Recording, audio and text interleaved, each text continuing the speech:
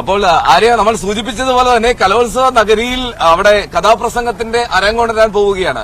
ഇതിലും അനുയോജ്യനായ ഒരു അതിഥിയെ നമുക്ക് പ്രേക്ഷകർക്ക് മുമ്പിൽ വെക്കാനുണ്ടോ ഈ വേളയിൽ, അല്ലേ? ഉറപ്പായും നമ്മുടെ വിഖ്യാത ഖാദികൻ സാംബശിവൻ സാറിന്റെ മകൻ വസന്തകുമാർ സാംബശിവൻ കൊല്ലത്ത് കലോത്സവ വേദിയിലെത്തുമ്പോൾ ഞങ്ങൾ എങ്ങനെ വിളിക്കാതിരിക്കും? ഞങ്ങളുടെ അതിഥിയായി ഈ കലാകാരവത്തിലെത്തിയതിന് ഒരുപാട് സന്തോഷം. വളരെ സന്തോഷം. ന്യൂസ് 18നോടുള്ള എന്റെ കടപ്പാട് ഇതിനകം രേഖപ്പെടുത്തുകയാണ്. ഒരുപാട് ഞങ്ങൾക്ക് കടപ്പാട് സാറിനോടാണ്. ഈ കലോത്സവ രീതിയിൽ ഈ കഥാപ്രസംഗം ഒരു മത്സര ഇനമായി എത്തുന്ന ഒരു സാഹചര്യം. ഞാൻ അതിനു മുമ്പ് ഈ 100ാം വാർഷികമാണല്ലോ കഥാപ്രസംഗത്തിന്റെ. ഈ 100ാം വാർഷികം എത്തുമ്പോൾ ഈ കഥാപ്രസംഗത്തിന്റെ ഒരു ചരിത്രം, ഇതിന്റെ തുടക്കമൊക്കെ എങ്ങനെയാണ്? 1924 കഥാപ്രസംഗം ആരംഭിച്ചത്. CA സത്യദേവനാണ് ആദ്യത്തെ കഥാപ്രസംഗം. ഒരു പ്രത്യേക ആവശ്യം മുൻനിർത്തിയാണ് അന്ന് അത് ചെയ്തത്. അദ്ദേഹം ഹരികഥ ചെയ്തിരുന്നു. അപ്പൊ ഹരികഥ, ഭക്തികഥകൾ പാടുക, ശാസ്ത്രീയ സംഗീത ശീലുകൾ ആലപിക്കുക, അഭിനയിക്കുക, എല്ലാ കലകളും ഉൾച്ചേർന്ന ഒരു തമിഴ് കലാരൂപമാണ്. അത് സത്യദേവൻ മലയാളത്തിൽ ചെയ്തു. അത് കണ്ടപ്പോൾ കുമാരനാശാന് തോന്നിയ ഒരു ആശയമാണ്, എന്തുകൊണ്ട് താങ്കൾ എന്റെ കഥാകാവ്യങ്ങളൊന്ന് പാടി പറഞ്ഞുകൂടാ? അത് വായിക്കാൻ കഴിവില്ലാത്ത ജനങ്ങളാണ് നമ്മുടെ നാട്ടിലുള്ളത്. താങ്കൾ നേരിട്ട് അവർക്ക് പാടി പറഞ്ഞു കൊടുത്താൽ അതൊരു പുതിയ വിഷയമുള്ള കലാരൂപമാകും, പുതിയ സമസ്യയുള്ളൊരു കലാരൂപമാകും, ഒരു പുതിയ കലാരൂപം തന്നെ ആക്കാൻ കഴിയും. ശാസ്ത്രീയ സംഗീതത്തിന് പകരം ജനങ്ങൾക്ക് പരിചയമുള്ള ജനകീയ ശീലുകളും താളങ്ങളും ദ്രാവിഡ വൃത്തത്തിലോ അല്ലെ താളത്തിലുള്ള പാട്ടുകളും ഒക്കെ ഉൾച്ചേർത്ത് നിങ്ങളൊന്ന് പുതിയൊരു കലാരൂപം സൃഷ്ടിക്കാൻ ശ്രമിക്കുക എന്ന് പറഞ്ഞു.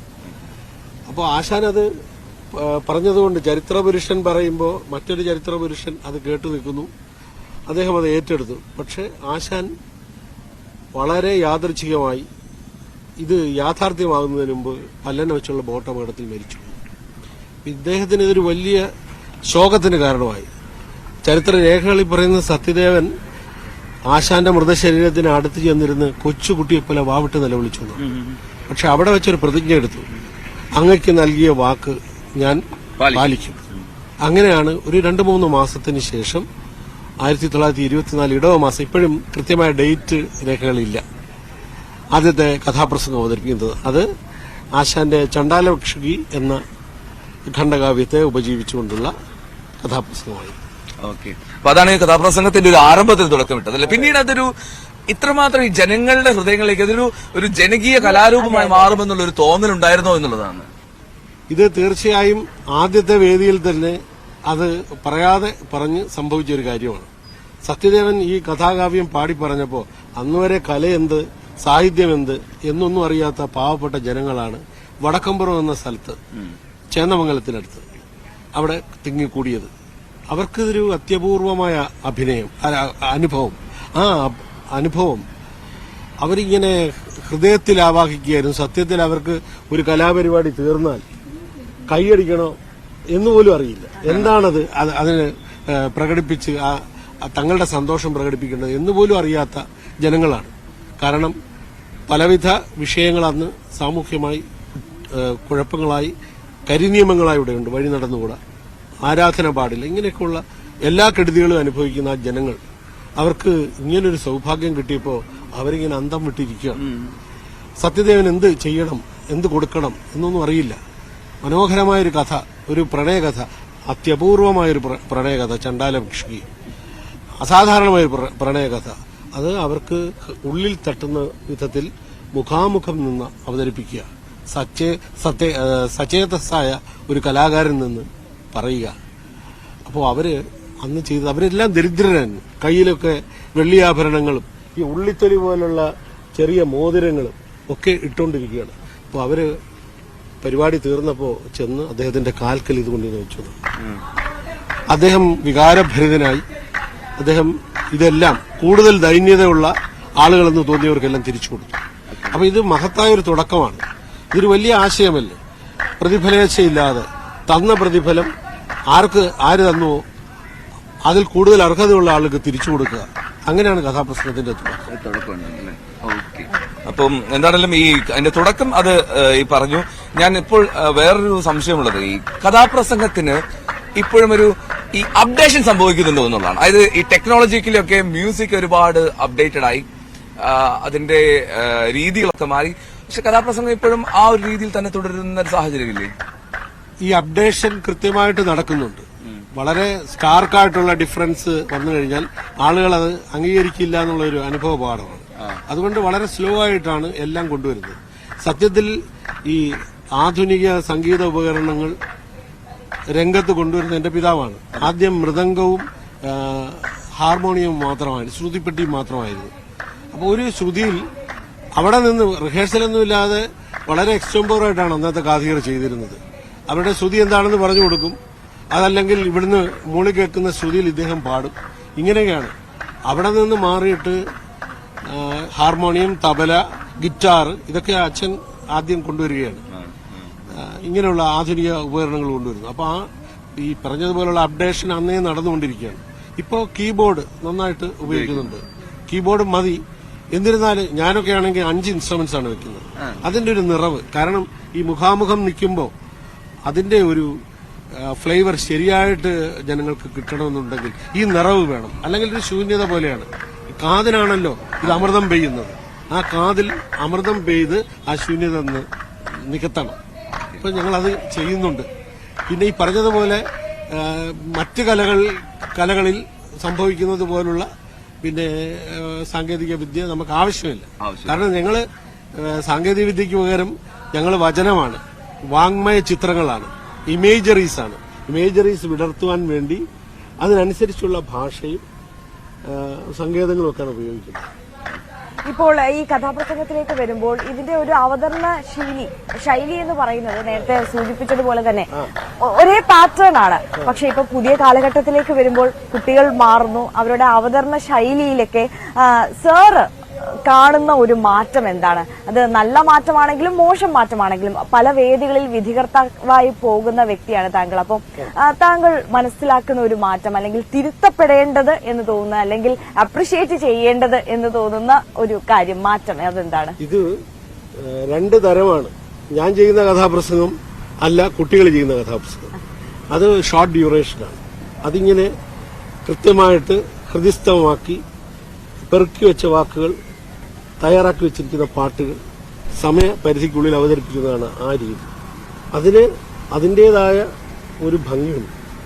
മുമ്പ് നേരത്തെ ഞാൻ പറഞ്ഞതുപോലെ എക്സ്റ്റംപോറായിട്ട് കഥ പറയുകയാണ്. 4 മണിക്കൂർ വരെ കഥ പറഞ്ഞ ചരിത്രം ഞാൻ കേട്ടിട്ടുണ്ട്. കെ വാദ്യാർ, അതല്ലെങ്കിൽ സത്യദേവൻ, ആദ്യത്തെ സത്യദേവൻ, കടാമംഗലം സദാനന്ദൻ. ഞങ്ങൾക്ക് ഈ അടുത്ത കാലത്ത് വരെ ചേർത്തല ബാലചന്ദ്രൻ ഉണ്ടായിരുന്നു. പുരാണ കഥകൾ 5 മണിക്കൂർ വരെ അദ്ദേഹം ഒറ്റ സ്ട്രെച്ചിൽ നിന്ന് പറയും. അത് കേൾക്കാൻ ആളുണ്ട് എന്നുള്ളതുകൊണ്ടാണ്. കുട്ടികൾ 15 മിനിറ്റ് ആണ് പരമാവധി പെർഫോം ചെയ്തത്. ഈ കൈരളിയിലൊരു റിയാലിറ്റി ഷോ ഇടയ്ക്ക് വന്നിരുന്നു. അതിൽ 7 മിനിറ്റ് 8 മിനിറ്റ് ആയിട്ട് ചുരുക്കി. ഇപ്പൊ എങ്ങനെയെന്ന് ഞാനിങ്ങനെ വിചാരിച്ചു. പക്ഷെ കുട്ടികൾ നമ്മളെ അത്ഭുതപ്പെടുത്തുകയാണ്. അവർക്ക് പുതിയ സിദ്ധികളുണ്ട്, അവർക്ക് പുതിയ ട്രെയിനിങ് ഉണ്ട്. അവര് ക്ലാസിക്കൽ മ്യൂസിക് പഠിക്കുന്നു, മറ്റ് കലാ ഇനങ്ങൾ പ്രാക്ടീസ് ചെയ്യുന്നു. ഇതിന് ഗുണമായിട്ട് വരുന്ന ഒരുപാട് സംഗതികളുണ്ട്. ഇപ്പൊ ഈ ചമ്പു പ്രഭാഷണം അങ്ങനെയൊക്കെയുള്ള സംഗതികളൊക്കെ ഉണ്ടല്ലോ. അതിലൊക്കെ മത്സരിക്കുന്ന കുട്ടികൾ ഇതിൽ വന്ന് കയറിയാൽ സംസ്കൃതമൊക്കെ, സംസ്കൃത പ്രഭാഷണം ഇതൊക്കെ ഉണ്ട്. അപ്പൊ അതെല്ലാം സംസ്കൃതം ഉച്ചരിച്ചിട്ട് മലയാളം ഉച്ചരിക്കുന്നത് പോലെ സുഖമുള്ള ഒരു കാര്യം വേറെയില്ല. അത് കടുകട്ടിയായ ഭാഷ, ചാരു കേരള ഭാഷ തന്നെ ചിതം വരൂ എന്ന് കുഞ്ചതമ്പിയാർ പറഞ്ഞതുപോലെ നമ്മുടെ ഒഴുക്കുള്ള ഭാഷയ്ക്ക് ഇതൊരു വലിയ എന്താ പറയുന്ന ഒരു ബേസാണ്, ഒരു അടിസ്ഥാനമാണ് ഈ സംസ്കൃതം. അപ്പൊ അങ്ങനെ കുട്ടികൾ നന്നായിട്ട് പെർഫോം ചെയ്യുന്നു. വളരെയധികം പ്രതീക്ഷയുണ്ട്. നന്നായിട്ട് പാടുന്നു, നന്നായിട്ട് അഭിനയിക്കുന്നു. ഇതിന്റെ ഒരു ഐറ്റമാണ് അഭിനയം എന്ന് പറയുന്നത്. അത് വളരെ പ്രകടമായിട്ട് ഇത് മീഡിയയിൽ വന്നപ്പോൾ, ടൈറ്റ് സ്ക്രീനിൽ വന്നപ്പോൾ അതിന്റെ ഒരു പ്രാധാന്യം വളരെ കൃത്യമായി ബോധ്യപ്പെട്ടു. നമ്മൾ ഈ സാംബ ശിവൻ സാറിനെ കുറിച്ച് പറയുമ്പോൾ അദ്ദേഹത്തിന് ഒരു സിഗ്നേച്ചർ സ്റ്റൈൽ ഉണ്ടായിരുന്നു. ഇപ്പം ടൈറ്റില് പ്രൊനൗൺസ് ചെയ്യുന്ന രീതിയിലും ആ ഒരു ഇംപ്രവൈസേഷൻ എന്നൊക്കെ പറയുന്നത് ആർക്കും അനുകരിക്കാൻ കഴിയാത്ത വിധത്തിലുള്ള ഒരു അതെ അതെ തീർച്ചയായും. അപ്പോൾ അങ്ങനെ ഒരു സിഗ്നേച്ചർ മാർക്ക് ഉണ്ടാക്കിയെടുക്കണം എന്നുള്ള ഒരു ആവശ്യകതയുണ്ടോ? എന്താണ് സാറിന് തോന്നുന്നത്? ഈ സിഗ്നേച്ചർ മാർക്ക് എന്ന് പറയുന്നത് ഉണ്ടാക്കുകയല്ല, ഉണ്ടാവുന്നതാണ്. ഇപ്പൊ നമ്മളൊരു കവിയുടെ കയ്യൊപ്പ് ഏതാണെന്ന് ചോദിച്ചാൽ സ്നേഹിക്കയില്ല ഞാൻ നോവുമാത്മാവിനെ സ്നേഹിച്ചിടാത്തൊരു തത്വശാസ്ത്രത്തെയും എന്ന് വയലാറിന്റെ കയ്യൊപ്പ് എന്ന് പറയുമ്പോൾ അദ്ദേഹം ഇത് കയ്യൊപ്പാകണമെന്ന് പറഞ്ഞ് എഴുതിയതല്ല, ഇത് കയ്യൊപ്പായി തീർന്നതാണ്. അപ്പോ സാംബശിവൻ എന്റെ പിതാവ്, അദ്ദേഹം ശരിക്കും പറയാമെങ്കിൽ ഈ ഒരു പ്രസൻസ് ആയിരുന്നു, ഒരു സാന്നിധ്യമായിരുന്നു. സാംബശിവൻ എന്ന് പറഞ്ഞാൽ അതാണ്. ആ സാന്നിധ്യം ജനങ്ങൾക്ക് എന്തെന്നില്ലാത്ത അവാച്യമായ ചില അനുഭൂതികൾ അദ്ദേഹത്തിന്റെ ആ പോസ്റ്റർ കൊണ്ട്, അദ്ദേഹത്തിന്റെ നിൽപ്പ് കൊണ്ട് തന്നെ ഉണ്ടാകുമായിരുന്നു, നൽകാൻ കഴിഞ്ഞിരുന്നു. അപ്പോൾ ഓരോന്നും അദ്ദേഹത്തിന്റെ ഈ പറഞ്ഞ കയ്യൊപ്പായിട്ട് അല്ലെങ്കിൽ അദ്ദേഹത്തിന്റെ വായ്ത്താരി എടുത്തു പറ സാംബശിവൻ പറഞ്ഞതുപോലെ എന്ന് സാധാരണ ജനങ്ങൾ ഇപ്പോഴും പറയുന്നു. ഇന്നലെ കണ്ടതുപോലെ, ഇന്നലെ കേട്ടതുപോലെ. അദ്ദേഹം മൺമറിഞ്ഞിട്ട് ഏതാണ്ട് 30 കൊല്ലം ആകാൻ പോകുന്നു. ഇപ്പോഴും അദ്ദേഹത്തിന്റെ കഥാപ്രസംഗങ്ങൾ യൂട്യൂബില് റിപ്പീറ്റഡ്ലി ആളുകൾ കാണുന്നുണ്ട്. അതായത് എത്രയോ പുതിയ താരങ്ങൾ വന്നതിന് ശേഷവും അത് സാംബശിവന്റെ കഥാപ്രസംഗം കാണുക എന്നത് തന്നെയാണ് മലയാളികൾക്ക് അത്രത്തോളം ഒരു സന്തോഷം നൽകുന്ന ഒരു കാര്യം മറ്റൊന്നില്ല. ഒരു കാര്യം ആര്യ, എന്തായാലും ഞാനേ ഈ വസന്തകുമാർ സാറിനെ പരിചയപ്പെടുത്തുമ്പോൾ ഒരു കാര്യം കൂടി ഇന്ന് പ്രേക്ഷകരോട് പറയണം. ഈ ഒരു കേവലം കാതികൻ എന്നതിനപ്പുറം SN കോളേജിൽ നിന്ന് പ്രൊഫസറായി റിട്ടയർ ചെയ്ത ആളാണ്. ഞാൻ അതിനു മുമ്പ് സാറിനെ ഒന്ന് ഇങ്ങോട്ട് ക്ഷണിക്കുന്നത് വേറെ ഒന്നിനുമല്ല, എനിക്ക് സാറിനിൽ നിന്നും ഒരു പെർഫോമൻസ് ആവശ്യമുണ്ട്, അതുകൊണ്ടാണ്. അപ്പോൾ ഈ പ്രൊഫസറിന്റെ കാര്യം പറഞ്ഞത് രസതന്ത്രമാണ് വിഷയം. ഈ രസതന്ത്രവും കഥാപ്രസംഗവും തമ്മിലുള്ള ഒരു രസതന്ത്രം എന്താണ്? ഞാൻ ആദ്യം രസതന്ത്രം പഠിപ്പിക്കാനാണ് ഒരുങ്ങിയത്. യാദൃശ്ചികമായിട്ട് ആ വിഷയം തിരഞ്ഞെടുത്തതാണ്. അല്ലാതെ ഞാനിങ്ങനെ രസതന്ത്രം ഇഷ്ടപ്പെടുന്നു എന്ന് പറഞ്ഞു പോയതല്ല. ഈ ഒഴുക്കില് പോയ വഴിയെ ഞാൻ എടുത്തതാണ്. ഡിഗ്രിക്ക് കെമിസ്ട്രി എടുത്തു, അന്നത് ഡിമാൻഡുള്ള സബ്ജക്റ്റാണ് എന്നൊക്കെ പറഞ്ഞ് എടുത്തതാണ്. പിന്നീട് അതിൽ PG ചെയ്തു. അപ്പോൾ കോളേജ് അധ്യാപകനാകാനുള്ള യോഗ്യത അതിൽ നിന്ന് കിട്ടി. പിന്നെ സർവീസിൽ ഇരുന്നുകൊണ്ട് ഞാൻ MPhil ചെയ്തു. അത് എന്റെ MPhil വൈവയുടെ തൊട്ടടുത്ത ദിവസം എനിക്ക് കഥാപ്രസംഗം ഉണ്ടായിരുന്നു. ആ സമയത്ത് ഏതാണ്ട് MPhilന്റെ സമയത്താണ് ഞാൻ കഥാപ്രസംഗ വേദിയിൽ ഇറങ്ങിയത്. പിന്നെ സർവീസിൽ ഇരുന്നുകൊണ്ട് തന്നെ ഞാൻ PhD എടുത്തു. അപ്പൊ ഇതെല്ലാം ഇന്റർലിങ്ക്ഡ് ആണ്. എനിക്ക് ഇതിൽ നിന്നുണ്ടാകുന്ന വിഷൻ, അതിൽ നിന്നുണ്ടാകുന്ന വിഷൻ, അത് പരസ്പരം വളരെ ഗുണകരമാണ്. ഈ റിസർച്ച് ചെയ്യുന്ന ഒരു ആള് ഒരു കലാകാരനാകുമ്പോൾ അദ്ദേഹത്തിന്റെ പെർഫോമൻസ് ആ ചിട്ട അറിയാതെ കടന്നു വരും. അതെ, ശരി. അപ്പോൾ നമ്മൾ പ്രേക്ഷകർ ആകാംക്ഷയോടെ കാത്തിരിക്കുന്നത് വസന്തകുമാർ സാംബശിവൻ എന്ന് പറയുന്ന കാതികനെ, ഒരു പ്രൊഫസറെ ഞങ്ങൾ മാറ്റി നിർത്തുന്നു. അപ്പോൾ കാതികനായിട്ടുള്ള വസന്തകുമാർ സാംബശിവൻ ഈ കലോത്സവ വേദിയിൽ മുന്നിൽ നിന്ന് ഞങ്ങൾക്കായി, ഞങ്ങളുടെ പ്രേക്ഷകർക്കായി ഒരു ചെറിയ ഒരു എന്താ പറയാ, ഒരു കഥാപ്രസംഗത്തിന്റെ ഒരു അതാണ് ശകലമേ ഇപ്പൊ പറ്റൂല. ഞാൻ ഈ വർഷം പറയുന്ന കഥ ടോൾസ്റ്റോയുടെ ഗോഡ് സീസ് ദ ട്രൂത്ത് ബട്ട് വെയിറ്റ്സ് എന്ന പ്രസിദ്ധമായ ചെറുകഥയാണ്. അത് നിരപരാധി എന്ന പേരിൽ ഇപ്പൊ അവതരിപ്പിച്ചു തുടങ്ങി. ഈ ഉത്സവ സീസൺ തുടങ്ങിയപ്പോൾ ഓച്ചിറ വൃശ്ചികോത്സവത്തിലാണ് ഞാൻ അതാദ്യം അവതരിപ്പിച്ചത്. ഇതിന് രണ്ടുദ്ദേശമുണ്ട്. ഒന്ന്, ടോൾസ്റ്റോയ്ക്ക് ഒരു ട്രിബ്യൂട്ട്. ടോൾസ്റ്റോയുടെ അനീസ്യ അല്ലെങ്കിൽ പവർ ഓഫ് ഡാർക്ക്നെസ് അവതരിപ്പിച്ചുകൊണ്ടാണ് എന്റെ പിതാവ് ഈ പറഞ്ഞതുപോലെ ഒരു കയ്യൊപ്പ് സൃഷ്ടിച്ചത്. അത് ടോൾസ്റ്റോയ് നൽകിയൊരു സംഭാവനയായിട്ടാണ് ഞാൻ വിചാരിക്കുന്നത്. So a tribute to Tolstoy. At the same time Tolstoy കൊണ്ടുവന്ന എന്റെ പിതാവ്, കഥാപ്രസംഗകലയുടെ 100ാം വർഷം, ഇങ്ങനെയെല്ലാം ചേർത്തുവിട്ടാണ് ഈ കഥ ഞാൻ സെലക്ട് ചെയ്തത്. അത് വളരെ പഴയ ഒരു കഥയാണ്. ഈ കഥ നടന്നത് വ്ളാഡിമിർ എന്ന പട്ടണത്തിലാണ്. വ്ളാഡിമിർ എന്ന പേര് നമുക്ക് വളരെ സുപരിചിതമാണ്. Vladimir Putin, Vladimir Lenin. അതൊരു പട്ടണത്തിന്റെ പേരാണ്. അതൊരു രാജകുമാരൻ ആ നഗരി നിർമ്മിച്ചതുകൊണ്ട് അയാളുടെ പേരിൽ ആ നഗരം അറിയപ്പെടുന്നു. അതിമനോഹരമായൊരു നഗരം. മധ്യകാലത്ത് ആ വ്ളാഡിമിർ എന്ന പട്ടണം റഷ്യയുടെ തലസ്ഥാനം പോലുമായിരുന്നു. മധ്യകാലത്തെ റഷ്യൻ തലസ്ഥാനമല്ലോ നദി, ക്ലാസ്മേറ്റ് ചാരെയുള്ള വ്ളാഡിമിർ എന്ന പുരി.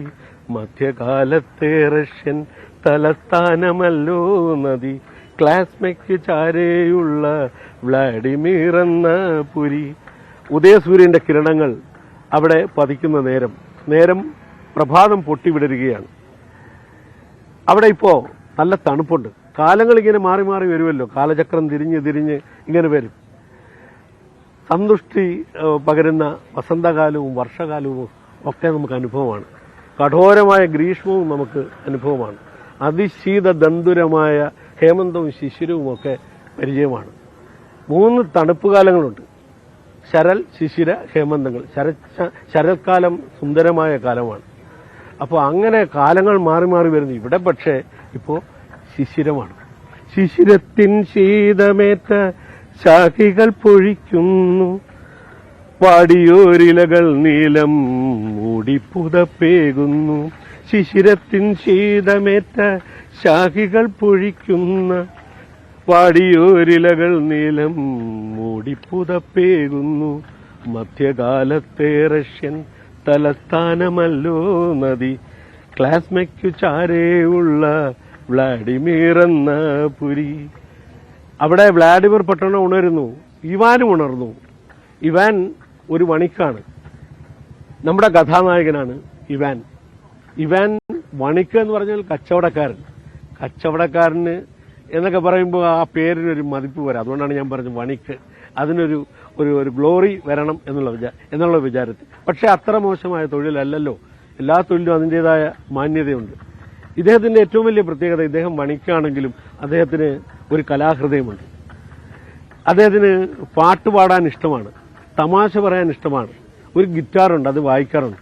ആ ഗിറ്റാർ എടുത്ത് ഒറ്റയ്ക്കിരുന്ന് പ്രഭാതവേളകളിൽ സ്വയം മീട്ടി പാടുക അദ്ദേഹത്തിന് ഏറ്റവും ഇഷ്ടമുള്ള ഒരു കാര്യമാണ്. അദ്ദേഹം പാടുന്നത് നമുക്കൊരു ഇത്തിരി വേണമെങ്കിൽ കേൾക്കാം.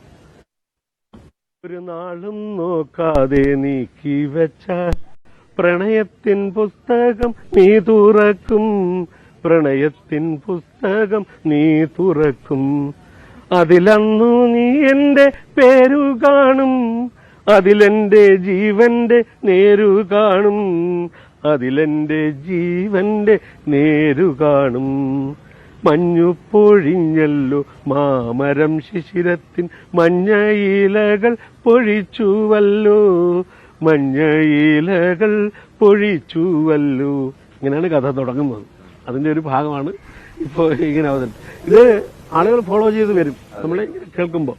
ഇപ്പോൾ ഈ കാലത്തിന്റെ കാര്യം പറയുന്നു, അത് നമ്മളിങ്ങനെ ഈ പറഞ്ഞതുപോലെ കുട്ടികൾ ഹൃദിസ്ഥമാക്കി വെച്ചിരിക്കുന്ന ഒരു നിലവാരത്തിലല്ല.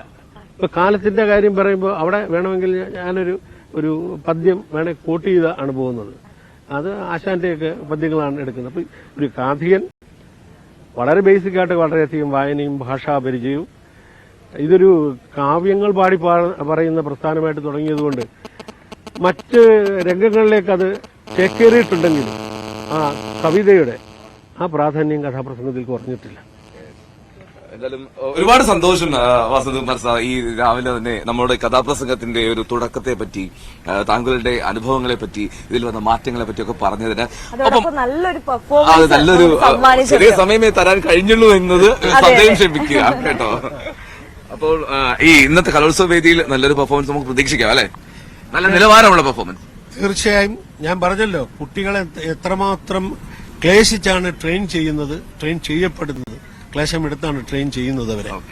അതൊരു വലിയ അനുഗ്രഹമാണ്. ഈ മൺമറഞ്ഞു പോകുന്നു അല്ലെങ്കിൽ എന്താ അന്യം നിൽക്കുന്നു എന്നൊക്കെ ആളുകൾ വളരെ സുഖമായിട്ട് പറയുമോ കഥാപ്രസംഗം അന്യം നിന്നു. പക്ഷെ എന്നെ അതിശയിപ്പിച്ചത് പേരാമ്പ്ര ഈ റവന്യൂ ജില്ലാ കലോത്സവത്തിന് ഞാൻ ജഡ്ജായിപ്പോയി. അപ്പൊ ഞങ്ങള് അവിടെ പേരാമ്പ്ര ചെന്നിട്ട് കോഴിക്കോട്ട് നിന്ന് ഇനി വീട്ടിലെപ്പോ തിരിച്ചെത്താൻ കഴിയുന്നുള്ളത് എത്ര എൻട്രീസ് ഉണ്ട് എന്ന് ചോദിച്ചു. അപ്പോൾ അവര് പറഞ്ഞ് ഇതിൽ UP ഉണ്ട്, ഹൈസ്കൂളുണ്ട്, ഹയർ സെക്കൻഡറി. അപ്പൊ ഞാനൊന്ന് വരണ്ട്. എന്നാലും ഞാൻ വിചാരിച്ചു ഒരു 10 വീതമാണെങ്കിലും 10-30 എണ്ണം എങ്ങനെയാലും വൈകിട്ട് പോവാം. അവസാനം അനുഭവം എന്ന് പറയുന്നത് 87 എൻട്രീസ് ഉണ്ടായിരുന്നു. ആപ്പിൽ ഉൾപ്പെടെ 87 എൻട്രീസ് ഉണ്ടായിരുന്നു. വല്ലാത്ത ആവേശവും ആഹ്ലാദവും തോന്നി. ഈ ക്ലേശം വാല്യൂ ചെയ്യാന്നുള്ള ക്ലേശം പ്രധാനമാണ്. ഹൈസ്കൂളിലാണ് ഏറ്റവും മികച്ച പെർഫോമൻസ് വരുന്നത്. ഈ ഹയർ സെക്കൻഡറി ആകുമ്പോൾ അവര് കുറെയൊക്കെ ഇരുത്തം വന്നു, ആ ടെൻഷനൊക്കെ അങ്ങ് പോയി. നമുക്കൊരു ഒരു വല്ലാത്തൊരു ടെൻഷൻ അല്ലെങ്കിൽ ഒരു ഉൾപേടി ഇതൊക്കെ ഉണ്ടെങ്കിൽ പെർഫോമൻസ് അറിയാതെ കയറി അങ്ങ് മിന്നും. ഞാൻ തന്നെ എന്റെ ഒരു അനുഭവം വെച്ചിട്ടുണ്ട്. ഞാൻ ഇപ്പോഴും വലിയ ഓഡിയൻസിന്റെ മുമ്പിൽ പറയാൻ ചെല്ലുമ്പോൾ ഒരു ഉൾക്കിടിലം ഉണ്ടാവാറുണ്ട്. അത് അവരോടുള്ള ഒരു റെസ്പെക്റ്റാണ്. അത് അങ്ങനെ ചെയ്യുമ്പോൾ നമ്മളിങ്ങനെ ഒരു സമർപ്പണമായിട്ട് ആ പ്രോഗ്രാം മാറും. അതാണ് അപ്പോഴാണ് അന്നേരമാണ് ഈ അറിയാതെ കയ്യൊപ്പുകളൊക്കെ വരുന്നത്. വരുന്നത്. ഇപ്പൊ താങ്കൾ സൂചിപ്പിച്ചല്ലോ ഞാൻ ഉൾക്കിടലമാണ് ഏറ്റവും മഹത്തരമായിട്ടുള്ള കലാരൂപങ്ങൾക്ക് നാന്ദി കുറിക്കുന്നത് തന്നെ. അപ്പോ ഒരുപാട് നന്ദി വസന്തകുമാർ സാർ നമ്മോടൊപ്പം ചേർന്നതിന്, ന്യൂസ് 18 പ്രേക്ഷകർക്ക് മുന്നിൽ കഥാപ്രസംഗം അവതരിപ്പിച്ചതിനുമൊക്കെ നമ്മൾ വീണ്ടും കണ്ടുമുട്ടാം എന്ന് പ്രതീക്ഷിക്കുന്നു. അപ്പോ thank you so much. Thank you so much. എനിക്ക് വലിയ സന്തോഷം. ഈ പുതിയ തലമുറ കഥാപ്രസംഗം പറയുന്നത് പോലെ തന്നെ പുതിയ തലമുറയിൽ ഇങ്ങനെ തിളങ്ങി നിൽക്കുന്ന നിങ്ങളെപ്പോലുള്ള താരതുല്യരായിട്ടുള്ള ഈ മീഡിയ പേഴ്സൺസുമായിട്ട് ഇടപെട്ട് സംസാരിച്ചു നിങ്ങളുടെ വർത്തമാനം കേട്ട് നിങ്ങളുടെ ക്വയറീസ് അതെല്ലാം വളരെ ആകർഷകമായിരുന്നു. രണ്ടുപേരും നന്നായി എല്ലാം ചോദിച്ചു. ശരി, നന്ദി. Thank you so much. Thank you. അപ്പോ എന്താണെങ്കിലും വസന്തകുമാർ സാറാണ് നമ്മളൊപ്പം ചേർന്നത്. ഇനി